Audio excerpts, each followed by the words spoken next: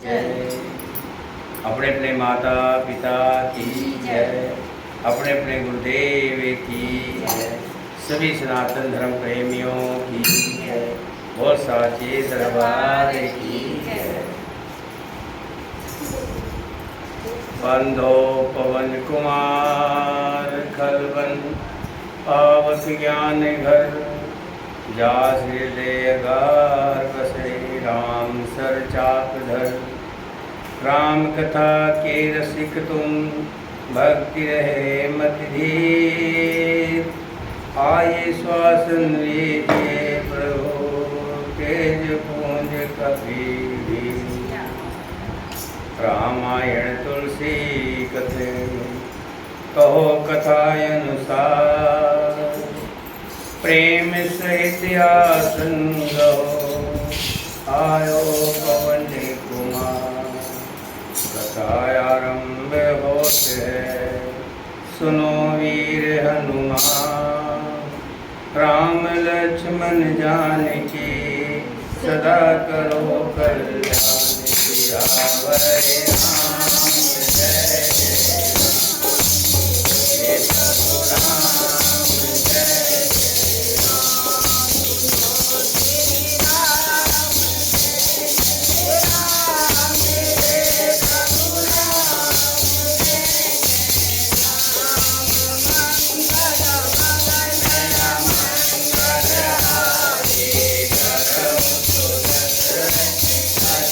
जय जय राम, जय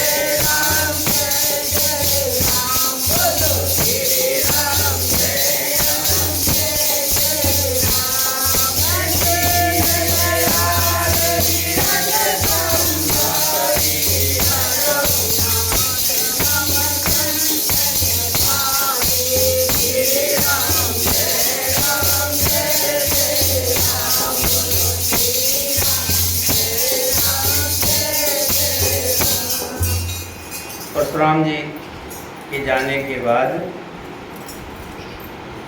जनकपुर के लोगों में जी में जान आई। जानकी जी तो घबराई हुई थी और सुनैना सोच रही थी कि प्रभु बनी बनाई बात बिगड़ने वाली है। अच्छा भला सब कुछ हो गया था, लेकिन परशुराम ने बीच में आकर के, लेकिन प्रभु ने सारी बात ठीक ठाक कर दी। फिर से देवन दीन दुदम्बी, प्रभु पर बरसे फूल। हर्षे पुर नर नार सब, मिटी मोह में सोल। देवताओं ने नगाड़े बजाए, वे प्रभु के ऊपर फूल बरसाने लगे। जनकपुर के स्त्री पुरुष सब हर्षित हो गए। उनका ज्ञान से उत्पन्न कष्ट मिट गया। खूब जोर से बाजे बजने लगे। सभी ने मनोहर मंगल साज सजे, सुंदर मुख और सुंदर नेत्रों वाली तथा कोयल के समान मधुर बोलने वाली स्त्रियां झुंड की झुंड मिलकर सुंदर गान गाने लगी, सुंदर गीत गाने लगी। सुखो विधे कर वर्ण न जाई, जन्म दरिद्र मनो निधि पाई। विगत त्रास भई सिय सुखारी, जुन विधि उदय चकोर कुमारी। जनक जी के सुख का वर्णन नहीं किया जा सकता। मानो जन्म का दरिद्री धन का खजाना पा गया हो। जनक जी इतने खुश हैं। सीता जी का भय जाता रहा, वे ऐसी सुखी हुई जैसे चंद्रमा के उदय होने से चकोर की कन्या सुखी होती है। जनक कीन कौशिकी प्रणामा, प्रभु प्रसाद धन भंजऊ राम। मोहे कृत कृत कीन दो भाई, अब जो जित हो कहो गोसाई। जनक जी ने विश्वामित्र को प्रणाम किया और कहा, हे प्रभु, श्री रामचंद्र जी ने धनुष तोड़ा है, इस नाते सीता जी तो श्री रामचंद्र की हो गई।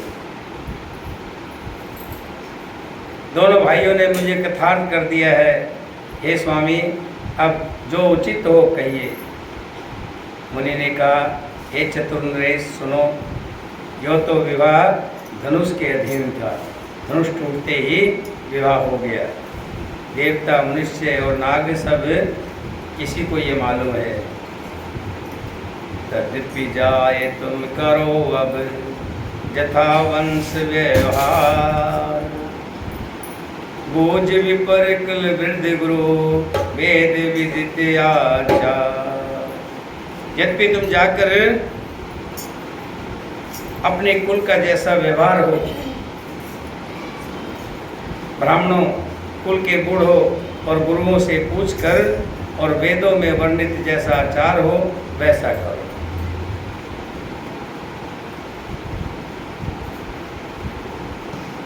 दूत अवधपुर पठहु जाई, आनहि नृप दशरथ बोलाई। मुदित राव कह भले कृपाला, पठें दूत बोले तेहि काला। विश्वामित्र जी के कहने से राजा जनक जी ने चिट्ठी लिखी है, पाती लिखी है, विवाह की पाती। योद्धा में दूत भेजे, राजा दशरथ को बुला लावे। राजा ने प्रसन्न होकर कहा, हे कृपालु बहुत अच्छा, और उसी समय दूतों को बुलाकर पाती देकर भेज दिया। और महाजन सकल बुलाए, आए सविन सादर सिर नाए। आठ बाट मंदर सुरबासा, नगर सवारे चारों पासा। फिर सब महाजनों को बुलाया और सबने आकर राजा को आदरपूर्वक सिर नवाया। राजा ने कहा, बाजार, रास्ते, घर, दिवाले और सारे नगर को चारों ओर से सजाओ। महाजन प्रसन्न होकर चले और अपने अपने घर आए। फिर राजा ने नौकरों को बुला भेजा और उन्हें आज्ञा दी कि विचित्र मंडप सजाकर तैयार करो। ये सुन के ये सब राजा के वचन सिर पर धरकर और सुख पाकर चले। उन्होंने अनेक कारीगरों को बुला भेजा और मंडप बनना शुरू हो गया। उन्होंने ब्राह्मणों की वंदना करके कार्य आरंभ किया। पहले सोने के केले के खंभे बनाए, हरी हरी मणियों, पन्ने के पत्ते और फल बनाए, पद्मराग मणियाँ के फूल बनाए। मंडप की अत्यंत विचित्र रचना देखकर वर्मा का मन भी भूल गया। बांस सब हरी हरी मणियों, पन्ने के सीधे और गांठों से युक्त ऐसे बनाए जो पहचानने में नहीं आते थे कि ये मणियों के हैं या साधारण हैं। सोने की सुंदर नागबेली, पान की लता बनाई जो पत्तों सहित ऐसी मालूम होती थी जो पहचानी नहीं जाती थी। उसी नागबेली के रचकर और पच्चीकारी करके बंधन बांधने की रस्सी बनाई। बीच बीच में मोतियों की सुंदर झालरें हैं। मानिक, पन्ने और हीरे और फिरोजे, इन रत्नों को चीरकर, फोड़कर और पच्चीकारी करके इनके लाल, हरे, सफ़ेद और फिरोजी रंग के कमल बनाए। भोरे और बहुत रंगों के पक्षी बनाए जो हवा के सहारे गूंजते और गूंजते थे। खंभों पर देवताओं की मूर्तियां गढ़कर निकाली गई जो सब मंगल द्रव्य लिए खड़ी थी। गज मुक्ताओं के सहज ही सुहाने अनेकों तरह के चौक पुराए गए। नीलमणि को कोर कर अत्यंत सुंदर आम के पत्ते बनाए। सोने के बोर, आम के फूल और रेशम की डोरी से बंधे हुए पन्ने के बने फलों के गुच्छे सुशोभित हो रहे हैं। ऐसे सुंदर और उत्तम बदनवार बनाए मानो कामदेव ने फंदे सजाए हों।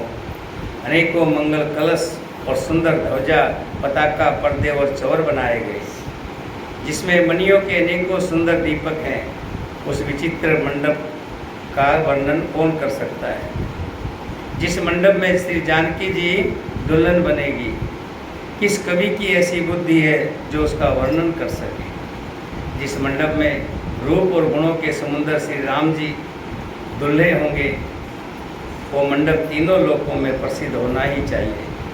जनक जी के महल की ऐसी शोभा है, वैसी ही शोभा नगर के प्रत्येक घर की दिखाई देती है। उस समय जिसने तिरहुत को देखा उसे 14 भुवन तुच्छ जान पड़े।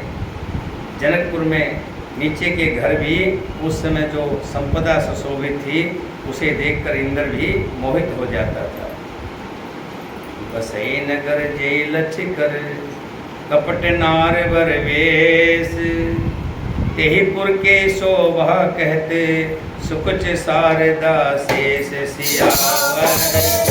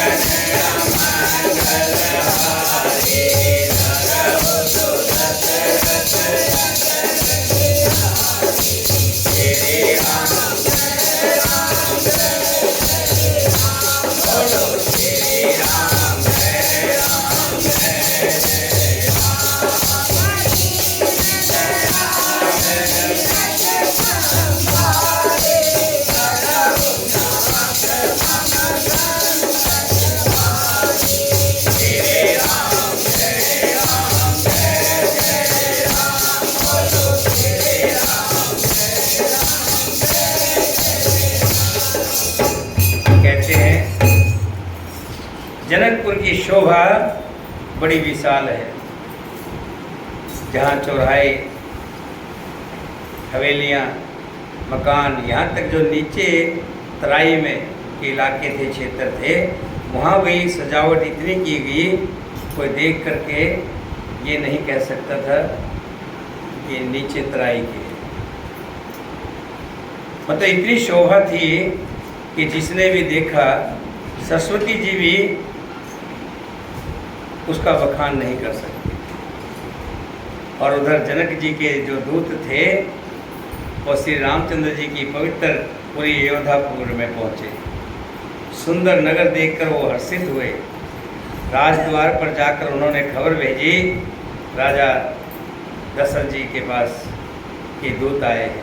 राजा दशरथ जी ने सुनकर उन्हें अंदर बुलाया है। दूतों ने प्रणाम करके चिट्ठी दी। प्रसन्न होकर राजा ने समय उठकर उसे लिया है। किसी से ये नहीं पता लगा कि श्री राम जी का कोई संदेश लेके आए। बहुत दिन से गए हुए, अभी तक कोई संदेश नहीं था, कोई पाती नहीं थी। आजकल तो फ़ोन है, कहाँ पे हो इस टाइम, 2-2 मिनट की खबर रहती है। बहुत दिन हो गए तो कोई खबर नहीं थी। राजा अंदर से परेशान तो थे, बहुत दिन हो गए, लेकिन उनको इस बात का हौसला था कि विश्वामित्र जी के साथ गए, कोई घबराने की बात नहीं। राजा ने स्वयं उठ करके इस पाती को लिया है। चिट्ठी बाजते समय उनके नेत्रों में जल, प्रेम और आनंद के आंसू छा गए। शरीर पुलकित हो गया और छाती भर आई। राम लखन उर करबर चिट्ठी, रह गए कहत न खाटी मीठी। पुण्य धर धीर पत्रिका बाची, हर्ष सभा बात नहीं बात सुन साची। हृदय में राम और लक्ष्मण है, हाथ में सुंदर चिट्ठी है। राजा उसे हाथ में लिए ही रह गए, खट्टी मीठी कुछ भी कह ना सके। फिर धीरे धर के उन्होंने पत्रिका सबको पढ़कर सुनाई है। खुद सुना रहे, ये नहीं कहा कि तुम सुना दीजिए, लो सुनाओ क्या है। सारी सभा चिट्ठी को सुन करके, उसमें लिखी हुई बात को सुन करके बड़ी हर्षित हो गई है। क्या राम लक्ष्मण ने जो कार्य किया है, धनुष को तोड़ा है।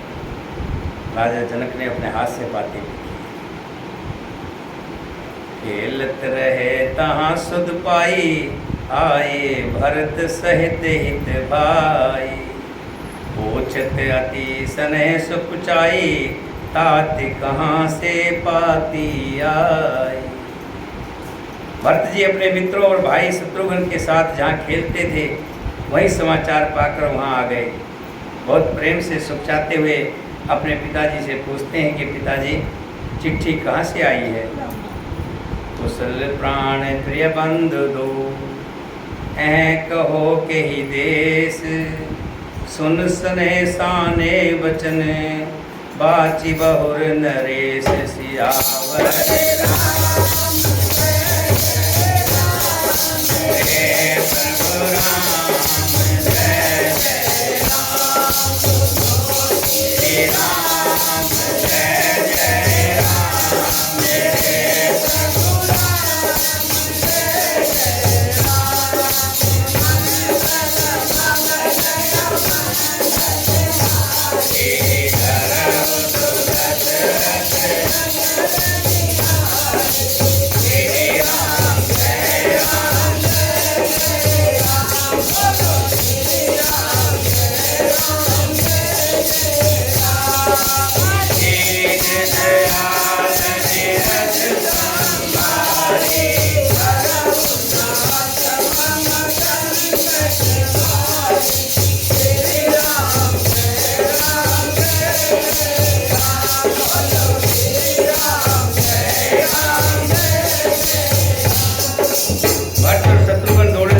कहने लगे पिताजी बताओ कि देखा कि दूत आया है, कोई खबर लाया है। तो पूछते हैं पिताजी कहिए हमारे दोनों भाई कुशल से तो हैं और वे किस देश में हैं। स्नेह से स्नेह ये वचन सुनकर राजा ने फिर से दोबारा चिट्ठी पढ़ी है। चिट्ठी सुनकर दोनों भाई बड़े खुश हो गए हैं, पुलकित हो गए हैं। स्नेह इतना अधिक हो गया है कि वो शरीर में समाता नहीं है।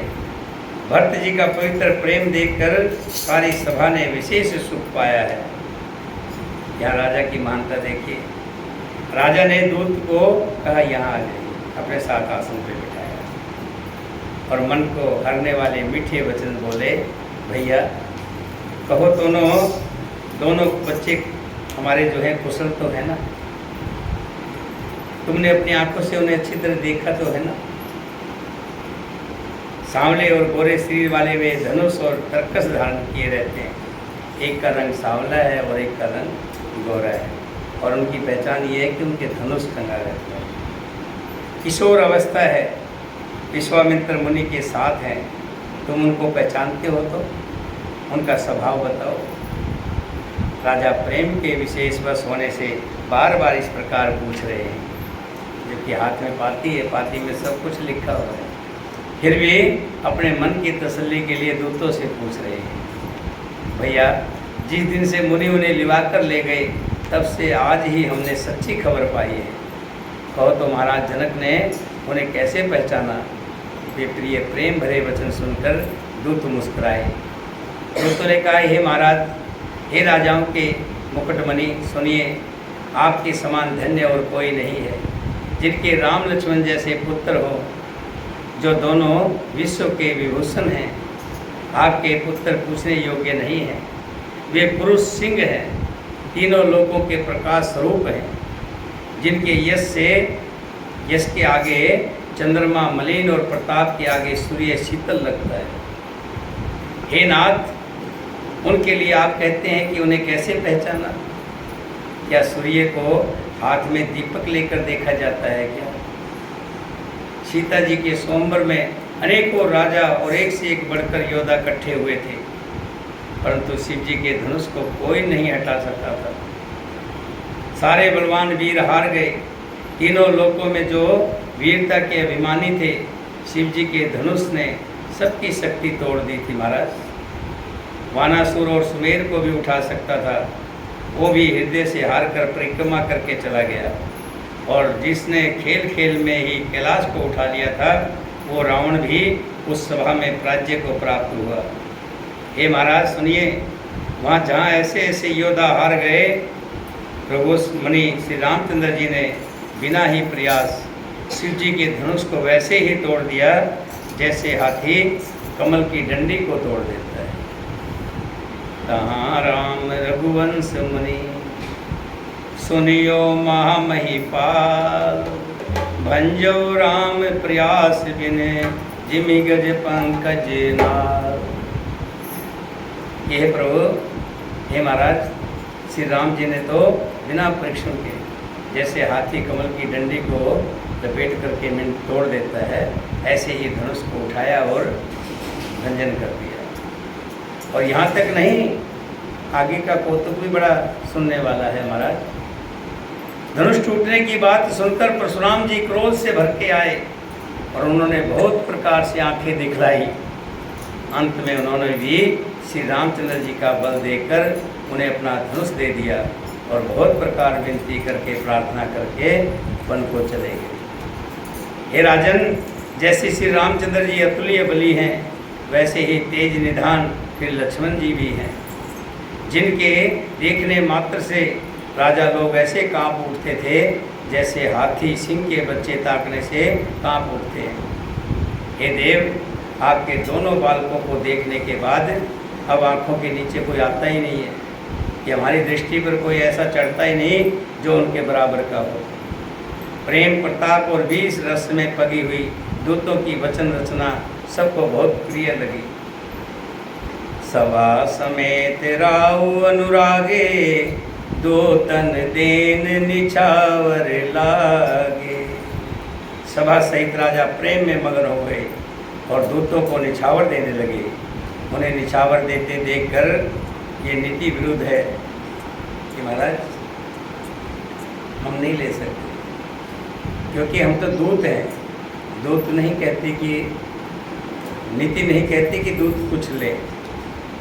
ऐसा कहकर दूत अपने हाथों से कान मूंदने लगते हैं। धर्म को विचार कर उनका धर्मयुक्त बर्ताव देखकर सभा में सभी ने सुख माना है। तब राजा ने उठकर वशिष्ठ जी के पास जाकर उन्हें पत्रिका दी और आदरपूर्वक दूतों को बुलाकर सारी कथा गुरु जी को सुना दी। सुन बोले गुरु अति सुख पाई, पुण्य पुरुष को मैं सुख छाई। जिम श्रीता सागर मोह जाए, जद पिता ही कामना नाही। सब समाचार सुनकर और अत्यंत सुख पाकर गुरु बोले, पुण्य आत्मा पुरुष के लिए पृथ्वी सुखों से छाई हुई है। जैसे नदियाँ समुद्र में जाती हैं, यद्यपि समुद्र को नदी की कामना नहीं होती, लेकिन फिर भी नदियाँ जाकर के समुद्र में ही गिरती हैं। ऐसे ही जो पुण्य आत्मा पुरुष होता है, उसके पास सुख, संपत्ति, धन, धान्य, हर तरह की अच्छी खबर भी उन्हीं के पास जाती है जो पुण्य आत्मा होती है। जबकि उसको जरूरत नहीं होती, उसको प्रभु की तरफ की कृपा से सब कुछ होता है, फिर भी उसी के पास और जाती है। जैसे समुद्र में पहले से जल बहुत होता है और फिर भी जाकर के नदियाँ उसी में गिरती हैं। वैसे ही सुख और संपत्ति बिना ही बुलाए स्वाभाविक ही धर्मात्मा पुरुष के पास जाती है। तुम जैसे गुरु, ब्राह्मण, गाय और देवताओं की सेवा करने वाले हो, वैसे ही पवित्र कौशल्या देवी भी है। तुम्हारे समान पुण्य आत्मा जगत में कोई ना हुआ है और ना ही होगा और ना ही है। हे राजन, तुमने अधिक पुण्य और किसका होगा जिसके राम श्री के 2 पुत्र हैं और जिसके चारों बालक वीर, विनम्र, धर्म का व्रत धारण करने वाले और गुणों के सुंदर समुंदर हैं। तुम्हारे लिए सभी कालों में कल्याण है। ये तुम डंका बजाकर बारात ले जाओ। गुरु वशिष्ठ जी कह रहे हैं, बारात को सजाओ और जल्दी चलो। गुरु जी के ऐसे वचन सुनकर हे नाथ बहुत अच्छा कहकर और सिर नवाकर तथा दूतों को डेरा दिलवाकर राजा महल में गए। राजा सब रविनाश बुलाई, राजा सब रनिवास बुलाई, जनक पत्रिका बाच सुनाई। फिर राजा अपने रनिवास में गए हैं, रानियों के पास गए हैं और जाकर के वो पत्रिका सुनाई है। सब रानियां पत्रिका सुन करके सुन संदेश सकल हर्षानी, अपर कथा सब भूप बखानी। राजा ने फिर दूसरी सब बातों का जो दूतों के मुख से सुनी थी उसका भी वर्णन किया बढ़ा बढ़ा करके। प्रेम प्रफुल्लित राजे रानी, मनो सिखिन सुनवार दीवानी। प्रेम से प्रफुल्लित हुई रानियां ऐसी सुशोभित हो रही हैं जैसे मोरनी बादलों की गरज सुन करके प्रफुल्लित हो जाती हैं। बड़ी बूढ़ी अथवा गुरुओं की स्त्रियां प्रसन्न होकर आशीर्वाद दे रही हैं। माताएं अत्यंत आनंद में मगन है। उस अत्यंत प्रिय पत्रिका को आपस में लेकर सब हृदय से लगाकर छाती शीतल करती हैं। राजाओं में श्रेष्ठ दशरथ जी ने श्री राम लक्ष्मण की कीर्ति और करने का बार बार वर्णन किया है। ये सब मुनि की कृपा है। ये ऐसा कहकर वे बाहर चले आए। तब रानियों ने ब्राह्मणों को बुलाया और आनंद सहित उन्हें बहुत धन दान दिया। श्रेष्ठ ब्राह्मणों ने बहुत से आशीर्वाद देते हुए चले। जाचक लिए अहंकार दीन निछावर कोट विधि चुरजीव सुत चार चक्रवर्ती दशरथ के। फिर भिक्षुओं को बुलाकर करोड़ों प्रकार की निछावरें उनको दी है रानियों ने। चक्रवर्ती महाराज दशरथ के चारों पुत्र पर चिरंजीव हो ऐसे आशीर्वाद देते हुए यो कहते हुए वे अनेक प्रकार के सुंदर वस्त्र पहन पहन कर जा रहे हैं। रानियाँ अपने हाथ से उनको वस्त्र दान दे रही हैं, धन दान दे रही हैं। आनंदित होकर नगाड़े वाले बड़े जोर से नगाड़ों पर चोट लगाते हैं। सब लोगों ने जब ये समाचार पाया तब वे घर घर बधावे बजने लगे। सब घरों में खुशियाँ दौड़ गई। 14 लोकों में उत्साह भर गया कि जनक जी और श्री रघुनाथ जी का विवाह होगा। ये शुभ समाचार पाकर लोग प्रेम मगन हो गए। जनक जी नहीं, जानकी जी और रघुनाथ जी का विवाह होगा। ये शुभ समाचार पाकर लोग प्रेम मगन हो गए और रास्ते घर तथा गलियां सजाने लगे। यद्यपि योद्धा सदा सजी सजाई रहती है, सुहानी रहती है, क्योंकि वो श्री राम जी की मंगलमयी पवित्र पुरी है, फिर भी प्रीति पर प्रीति होने से वो सुंदर मंगला रचना से सजाई गई। ध्वजा, पताका, पर्दे और सुंदर चौरों से सारा बाजार बहुत ही अनूठा छाया हुआ है। सोने के कलश, तोरण, मणियों की झालरें, हल्दी, दूब, दही, अक्षत और मालाओं से लोगों ने अपने अपने घरों को सजाकर मंगलमय बना लिया। गलियों को चतुर में सींचा और द्वारों पर सुंदर चौके पुराए। चंदन, केसर, कस्तूरी और कपूर से सनी हुई सुगंधित दरब से चतुरस कहते हैं। जहते है जूथ जूथ मिले भावनी सज नव सपत सकल दूत दामनी। बिजली सी कांति वाली चंद्रमुखी, हिरणी के बच्चे से नेत्रों वाली और अपने सुंदर रूप से कामदेव की रति, स्त्री रति के अभिमान को छुड़ाने वाली सुंदर सुहागिनी स्त्रियां सभी 16 श्रृंगार सजकर जहाँ तहाँ झुंड के झुंड मिलाकर मनोहर वाणी से मंगल गीत गा रही है, जिनके सुंदर स्वर को सुनकर कोयले भी लजा जाती हैं। राजमहल का वर्णन कैसे किया जाए, जहाँ विश्व को विमोहित करने वाला मंडप बनाया गया है। मंगल द्रव्य मनोहर नाना राजत बाजत विपुल निशाना। कतहु वारिद बंदी उचरही कतहु वेद धुनि भूसर करही। अनेकों प्रकार के मनोहर मंगलिक पदार्थ शोभित हो रहे हैं। बहुत से नगाड़े बज रहे हैं। कई भाट विरादवली कुल की कीर्ति का उच्चारण कर रहे हैं, तो कहीं ब्राह्मण वेद ध्वनि कर रहे हैं। गाँव सुंदर मंगल गीता ले ले नाम राम और सीता। बहुत उछाव भवन अति थोरा मानो उमंग चला चहुओरा। सुंदर स्त्रियां श्री राम जी और सीता जी का नाम ले लेकर मंगल गीत गा रही हैं।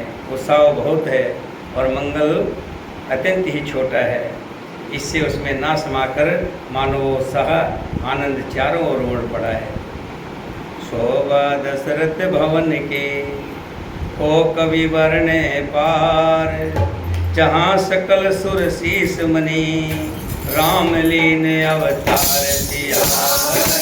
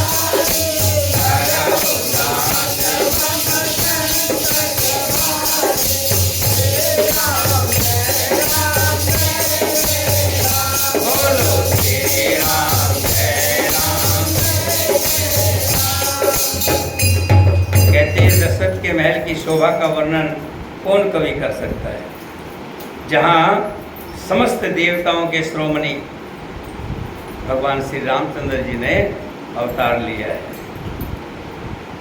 भूप भरत पुण्य लिए बुलाई, है गए सैदन साजो जाई। फिर राजा ने भरत जी को बुला लिया और कहा, जाकर घोड़े, हाथी और रथ सजाओ। चलो बेग रघुवीर बराता, सुनत पुलक पूरे दो भराता। जल्दी रामचंद्र जी की बारात में चलो। ये सुनते ही दोनों भाई भरत जी और शत्रुघ्न जी आनंदवश पुलक से भर गए, खुशी से भर गए। भरत जी ने अपने सभी साथियों को कहा, अपने अपने घोड़े सजाओ। वे प्रसन्न होकर उठकर दौड़े। उन्होंने रुचि के साथ यथा योग्य जिसको जो जो पसंद था वो घोड़ा लिया। सब घोड़े बड़े ही सुंदर और चंचल करने के हैं। वे धरती पर ऐसे पैर रखते हैं जैसे जलते हुए लोहे पर रखते हो, मानो उनका पैर धरती पर टिकता ही ना हो। अनेकों जाति के घोड़े हैं जिनका वर्णन नहीं किया जा सकता। उन सब घोड़ों पर भरत जी के समान अवस्था वाले सब छैल छबीले, इन सब छैल भये असवारा, भरत सरिस बैराज कुमारा। वे सब छैल छबीले राजकुमार सवार हो गए। वे सभी सुंदर हैं और सब आभूषण धारण किए हुए हैं। उनके हाथों में बाण और धनुष है तथा कमर में भारी तरकस बंधे हैं। सभी चुने हुए छबीले छैल सूरवीर, चतुर और नवयुग हैं। प्रत्येक सवार के साथ 2 पैदल सिपाही हैं जो तलवार चलाने की कला में बड़े निपुण हैं। भरत के जितने भी साथी थे, दोस्त कह लें, सब भरत जी ने तैयार करे। शत्रुघ्न जी ने अपने साथियों को तैयार किया।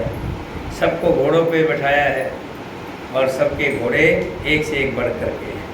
हर सवार के साथ 2-2 सैनिक चल रहे हैं। बांध है वीरद वीर रणगाड़े, निकसे भय पुर बाहर ठाड़े। फेर है चतुर तुर्ग गति नाना, हर सही सुन सुन पनहो निशाना। सुरता का बाना धारण किए हुए रणधीर वीर सब निकलकर नगर के बाहर आ खड़े हुए हैं। वे चतुर अपने घोड़ों को तरह तरह की चालों से फेर रहे हैं। नगाड़े बज रहे हैं, नगाड़े बज रहे हैं, घोड़े पैर ऊपर उठा रहे हैं और कोई घोड़ों को इस तरह से नचा रहा है, कोई घोड़ों को इधर से नचा रहा है, मानो सूर्य के रथ की शोभा छीन लेते हैं। अनगिनत श्याम कर्ण घोड़े थे। उनको सारथियों ने उन घोड़ों में रथों में जोत दिया, जो सभी देखने में सुंदर और गहनों से सजाए हुए सुशोभित हैं, जिन्हें देखकर मुनियों के मन भी मोहित हो जाते हैं। जो जल पर भी जमीन की तरह ही चलते हैं।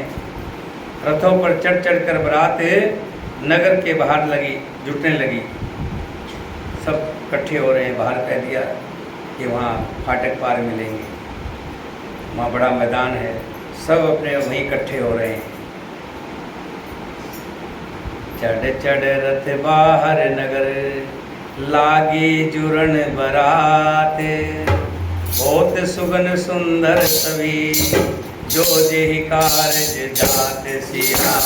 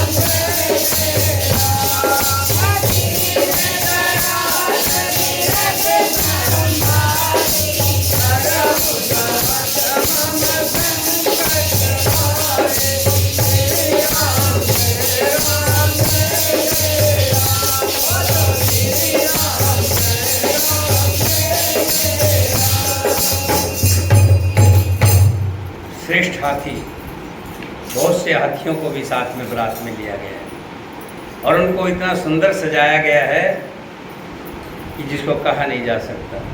मतवाले हाथी घंटों से सुशोभित होकर घंटे बजाते हुए चले, मानो सावन के सुंदर बादलों के समूह गरजते हुए जा रहे हो। सुंदर पालकियाँ, बहुत सी पालकियाँ सजाई, सुख से बैठने योग्य तामजान जिसमें कुर्सी नुमा होते थे, और रथ आदि और भी अनेकों प्रकार की सवारियाँ हैं। उन पर श्रेष्ठ ब्राह्मणों के समूह चढ़कर चले, मानो सब वेदों के छंद ही श्री धारण किए हुए हो। मागध, शुद्ध, सूत, भाट, गुण गाने वाले सब जो जिस योग्य थे वैसी सवारी पर चढ़कर चले। बहुत सी जातियों के खच्चर, ऊँट और बैल, असंख्य प्रकार की वस्तुएं लाद लाद कर चल रहे हैं। कहार करोड़ों कांवरे लेकर चले, उनमें अनेकों प्रकार की इतनी वस्तुएं थी कि जिसका वर्णन कौन कर सकता है। सब सेवकों के समूह अपना अपना साज समाज बनाकर चल पड़े। सबके हृदय में हर्ष अपार है और शरीर पुलक से भरा हुआ है। सबको एक ही लालसा लगी है कि हम श्री राम लक्ष्मण दोनों भाइयों को नेत्र भर करके देखेंगे। हाथी गरज रहे हैं, अनेकों घंटों की भीषण ध्वनि हो रही है। चारों ओर रथों की घरघराहट और घोड़ों की हिनहिनाहट हो रही है। बादलों का निरादर करते हुए नगाड़े घोर बज रहे हैं। किसी को अपनी पराई कोई बात कानों से सुनाई नहीं दे रही, आवाज़ ही शोर इतना है। राजा दशरथ के दरवाजे पर इतनी भारी भीड़ हो रही है कि वहाँ पत्थर फेंका जाए तो वो भी पीसकर धूल हो जाए। अटारियों पर चढ़ी स्त्रियां मंगल थालों में आरती लिए देख रही है और नाना प्रकार के मनोहर गीत गा रही है। उनके अत्यंत आनंद का बखान नहीं हो सकता। तब सुमंत जी ने 2 रथ सजाकर उनमें सूर्य के घोड़ों को भी मात करने वाले 2 घोड़े जोड़े हैं। दोनों सुंदर रथ वे राजा दशरथ के पास ले आए हैं, जिनकी सुंदरता का वर्णन सरस्वती जी भी नहीं कर सकती। एक रथ पर राजसी समान सजाया गया और दूसरा जो तेज का पुंज और अत्यंत ही शोभायमान था। उस सुंदर रथ पर राजा वशिष्ठ जी को हर्षपूर्वक चढ़ाकर फिर स्वयं शिव, गुरु, गौरी, पार्वती और गणेश जी और अपने देवी देवताओं का स्मरण करके दूसरे रथ पर चढ़े हैं। वशिष्ठ जी के साथ जाते हुए राजा दशरथ जी कैसे शोभित हो रहे हैं, जैसे देवगुरु बृहस्पति जी के साथ इंद्र जा रहा हो। वेद को विधि से और कुल की रीति के अनुसार सब कार्य करके तथा सबको सब प्रकार से सजे देखकर श्री रामचंद्र जी का स्मरण करके गुरु की आज्ञा पाकर पृथ्वीपति दशरथ जी शंख बजाकर चले। बारात देखकर देवता हर्षित हुए और सुंदर मंगल के फूलों की वर्षा करने लगे। भयो कोलाहल है गए गाजे, व्योम बरात बाजने बाजे। सुर नर नार सुमंगल गाए, सरस राग बाजे सहनाई।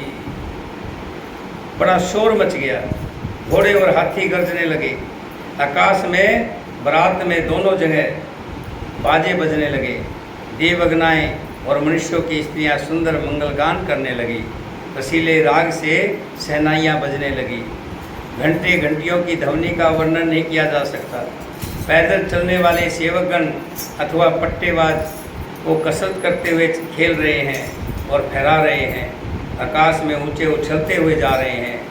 हंसी करने में निपुण और सुंदर गान में चतुर मस्करे तरह तरह के नाच और तमाशे दिखा रहे हैं। सुंदर राजकुमार मृदंग और नगाड़े के शब्द सुनकर घोड़ों को उन्हीं के अनुसार इस प्रकार नचा रहे हैं कि वे ताल के बंधन से जरा भी डिगते नहीं। चतुर नट चिकित होकर ये सब देख रहे हैं। बारात ऐसी बनी है जिसका वर्णन करते नहीं बनता। सुंदर सुखदायक सब अच्छे अच्छे सुगन हो रहे हैं।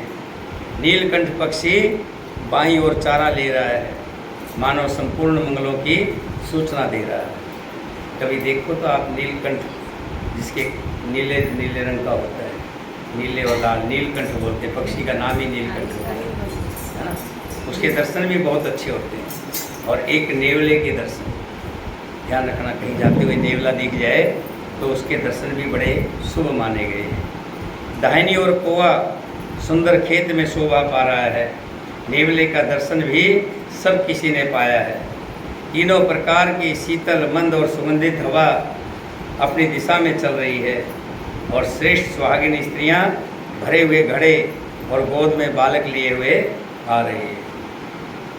घड़ा, भरा हुआ घड़ा, चारा लेके आते हुए, कोई चारा सिर पे गांठ हो, गांव में होता ना, चारे की पांट बांध करके सिर पे लेके आता है, चारा लेके आता हुआ औरतें घड़ा भरा हुआ घड़ा खाली लेते हुए आए तो बड़ी शुभ बताया कि शुभ होते हैं। गोदी में बालक लेकर आ रहे हो तो भी शुभ होता है। लोमड़ी फिर कर बार बार दिखाई। आज जितने भी मंगल कार्य हो रहे हैं सारे श्री राम जी की बारात जा रही है तो उसके आगे आ रहे हैं। गायें सामने खड़ी बछड़ों को दूध पिलाती है। हिरणियों की टोली बाईं ओर से घूमकर दाहिनी ओर की ओर आई है। मानो सभी मंगलों का समूह दिखाई दिया है। क्षेम करी कह क्षेम विशेषी, श्यामा बाम सुतर पर देखी। क्षेम करी सफ़ेद सिर वाली चीज विशेष रूप से सेम कल्याण कह रही है। श्यामा बाई और सुंदर पेड़ पर दिखाई पड़ी। दही मछली और दो विद्वान ब्राह्मण हाथ में पुस्तक लिए हुए सामने आए। सभी मंगल कल्याण में और मनोवांछित फल देने वाले सुगन मानो सच्चे होने के लिए एक ही साथ इकट्ठे हो गए हों। शिव सुगन ब्रह्मा जिनके सुंदर पुत्र हैं, उसके लिए सब मंगल सुगन कोई बड़ी बात नहीं है, क्यों सब सुगनों की शान श्री राम जी हैं। और जब राम जी की बारात जा रही हो, हैं भला बताइए ना, फिर ऐसे सुंदर सुगन होना कोई बड़ी बात नहीं है। जहाँ श्री रामचंद्र जी श्री के दुल्हे और सीता जी जैसी दुल्हन हो तथा दशरथ जी और जनक जी जैसे पवित्र समधी हों, ऐसा विवाह सुनकर मानो सभी सुगन नाच उठे हों और कहने लगे, अब ब्रह्मा जी ने हमको सच्चा कर दिया। इस तरह बारात ने प्रस्थान किया। घोड़े हाथी गरज रहे हैं, नगाड़ों पर चोट लग रही है। सूर्यवंश के पताका रूप दशरथ जी को आते हुए जानकर जब पता लगा बारात चल दी है अयोध्या से, बारात को चलने में बहुत दिन लगे। अभी उन दिनों का वर्णन होगा। जैसे ही जनक जी को पता लगा कि बारात चल पड़ी है, उसी समय रास्ते में जितनी नदियाँ थी, जितने नाले थे, राजा जनक ने सबके ऊपर पुल बंधवा दिए हैं। जनक जी ने नदियों पर पुल बंधवा दिए। बीच बीच में ठहरने के लिए पड़ाव, रास्ते में 10 किलोमीटर जा कर के जहाँ रात होगी वहाँ रुकने के लिए बहुत अच्छा प्रबंध कर दिया। खाने पीने की पूरी व्यवस्था कर दी है, जिनमें देवलोक के समान संपदा छाई है। और जहाँ बारात के सब लोग अपने अपने मन की पसंद के अनुसार सुहाने उत्तम भोजन, बिस्तर और वस्त्र पाते हैं। मन के अनुकूल नित्य नए सुखों को देखकर सभी बराती अपना घर भूल गए। आवत जान बरात वर, सुन गह गए निशान। सज गज रथ पद चर तुर्ग, लेन चले अगवान।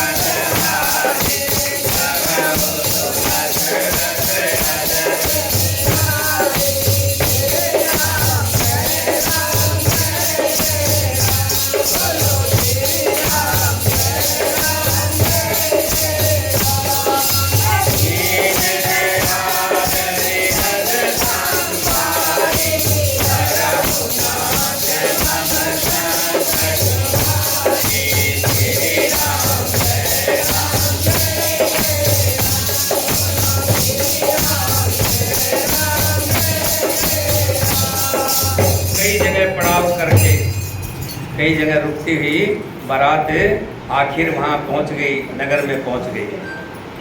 बड़े जोर से बजते हुए नगाड़ों की आवाज़ सुनकर बारात की आती हुई जानकर कि बारात आ रही है, नज़दीक में ढोल आवाज़ सुनाई देने लगी है, ढोल की, नगाड़ों की। जनकपुर के लोगों ने देख लिया कि बारात आ रही है, तो अगवानी करने वाले कोई हाथी पर, कोई रथ पर, कोई पैदल और कोई घोड़े से जाकर बारात लेने के लिए चल दिए। कनक कलश भरे को पर थारा, भाजन ललित अनेक प्रकार। भरे सुधा सम सब पकवाने, नाना भांति न जाए वखाने। फल अनेक वर वस्तु सुहाई, हर से भेंट हित भूप पठाई। भूषण बसन महामणि नाना, खग मृग है गए बहु विधि जाना। दूध, शरबत, ठंडाई और शीतल जल भरकर सोने के कलश तथा जिनका वर्णन नहीं हो सकता, ऐसे अमृत के समान भांति भांति के सब पकवानों से भरे हुए प्रात, थाल, अनेक प्रकार के सुंदर बर्तन, उत्तम फल तथा और भी अनेकों मिठाई, सुंदर वस्तुएं राजा ने हर्षित होकर भेंट के लिए भेजी। गहने, कपड़े, नाना प्रकार के मूल्यवान मनियाँ, रतन, पक्षी, पशु, घोड़े, हाथी और बहुत तरह की सवारियाँ तथा बहुत प्रकार के सुगंधित एवं सुहाने मंगल द्रव्य और सुगंध के पदार्थ राजा ने भेजे हैं। दही, चोड़ा और अनगिनत उपहार की चीज़ें कांवरों में भर भर कर जहाँ बारात आई हुई है वहाँ भेजी है। अगवानी करने वालों को जब बारात दिखाई दी तब उनके हृदय में आनंद छा गया और शरीर रोमांच से भर गया। आगवानों को सज धज के साथ देखकर बारातियों ने प्रसन्न होकर नगाड़ों को जोर जोर से बजाना शुरू कर दिया है। बाराती तथा अगवानों में से कुछ लोग परस्पर मिलने के लिए हर्ष के मारे बाग छोड़कर सरपट दौड़ पड़े और ऐसे मिले मानो आनंद के दो समुंदर मर्यादा छोड़कर मिलते हैं। देव सुंदरियाँ सुंदर फूल बरसाकर गीत गा रही हैं और देवता आनंदित होकर नगाड़े बजा रहे हैं। आगमनी में आए हुए उन लोगों ने सब चीज़ें दशरथ के आगे रख दी और अत्यंत प्रेम से विनती की। राजा दशरथ जी ने प्रेम सहित सब वस्तुएं ले ली। फिर उनकी बख्शीशें होने लगी और वे याचकों को दे दी गई। उसके पश्चात पूजा, आदर सत्कार और बड़ाई करके अगवान लोग उनको जनवासे की ओर लिवा के चल दिए। विलक्षण वस्त्रों के पावड़े पड़ रहे हैं जिन्हें देखकर कुबेर भी अपने धन का अभिमान छोड़ देते हैं। बड़ा सुंदर जनवासा दिया गया जहाँ बारात रुकी। वहाँ सबको सब प्रकार का सुविधा था, किसी तरह का भी कोई कमी नहीं थी। जान सिया बारात पुर आई, कुछ निज महिमा प्रगट जनाई। हृदय सुमर सब सिद्धि बुलाई, भोप कहो नहीं करण पठाई। जब सीता जी को पता लगा कि बारात जनवासे में आकर के रुक गई, बता दो जो भूख लग गया।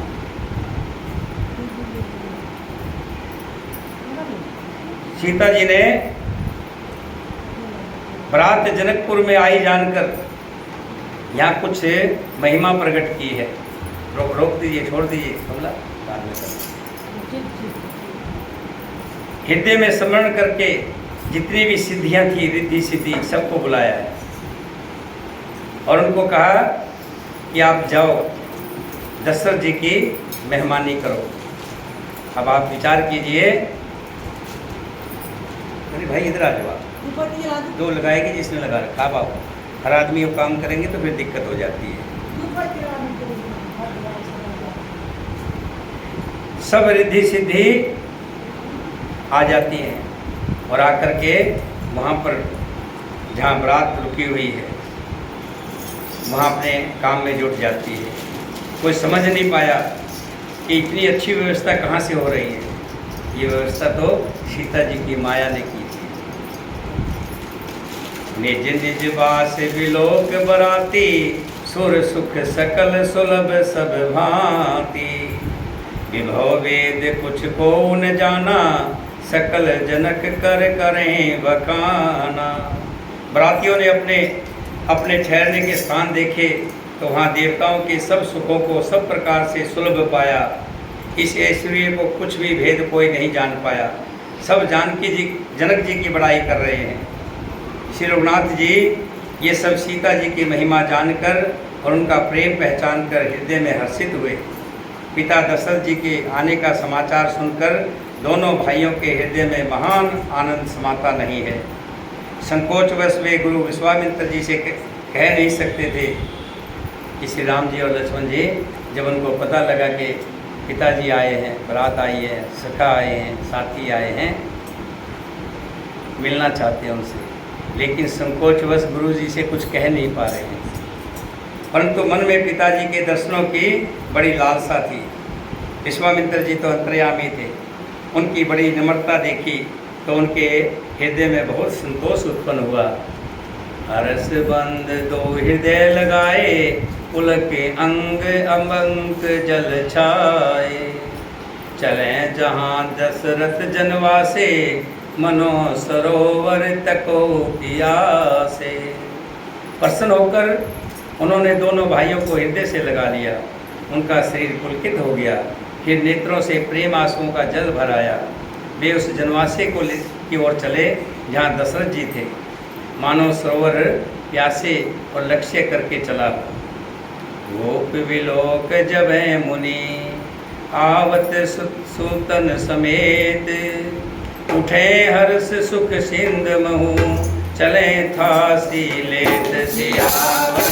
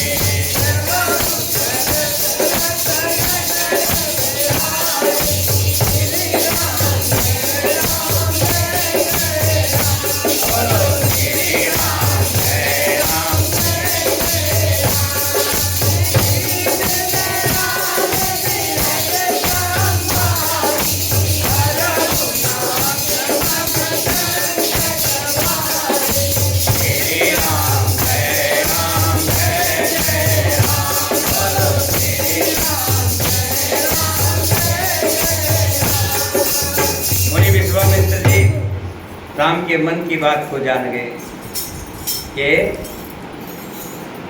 प्यासा कुएं की तरफ देख रहा है। श्री राम जी दशरथ से मिलना चाहते हैं। तब उन दोनों भाइयों को लेकर के जनवासे में पहुँचे जहाँ दशरथ जी रुके हुए थे। जब राजा दशरथ जी ने पुत्रों सहित मुनि को आते हुए देखा तो वे बड़े हर्षित हो उठे और सुख के समुद्र में जैसे लहर दौड़ती है, ऐसे राजा दशरथ के अंदर भी गले मिलने की लहर दौड़ चली। पृथ्वीपति दशरथ जी ने मुनि की चरण धूलि को बार बार सिर पर चढ़ाकर उनको दंडवत प्रणाम किया है। विश्वामित्र जी ने राजा को उठाकर हृदय से लगा लिया और आशीर्वाद देकर कुशल पूछी है। फिर दोनों भाइयों को दंडवत प्रणाम करते देखकर राजा के हृदय में सुख समाया नहीं।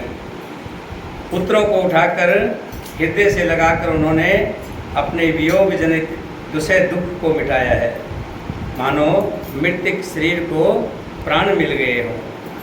फिर उन्होंने वशिष्ठ जी के चरणों में सिर नवाया। मुनि श्रेष्ठ ने प्रेम के आनंद से उन्हें हृदय से लगा लिया। दोनों भाइयों ने सब ब्राह्मणों की वंदना की और मन भाई आशीर्वाद पाए। फिर वो भरत जी ने छोटे भाई शत्रुघ्न जी सहित श्री रामचंद्र जी को प्रणाम किया। श्री राम जी ने भी उन्हें उठाकर हृदय से लगा लिया। लक्ष्मण जी दोनों भाइयों को देखकर हर्षित हुए और प्रेम से परिपूर्ण हुए शरीर से उनसे मिले। उसके पश्चात परम कृपालु और विनयी श्री रामचंद्र जी योद्धावासियों, कुटुंबियों, जाति के लोगों